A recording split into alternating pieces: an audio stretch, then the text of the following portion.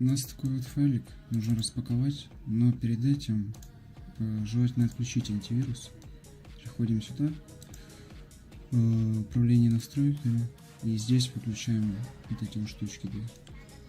Распаковываем, в принципе, по желанию можно прямо из архива, но распакуем.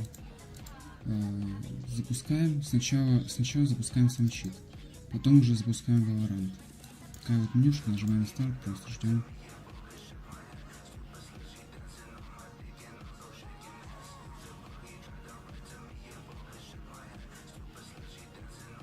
Вот, ожидаю запуска игры, не закрывайте окна.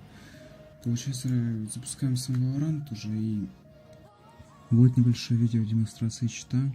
Чтобы открыть меню чита, нужно нажать кнопку Insert. Там, в принципе, все понятно, я думаю, будет.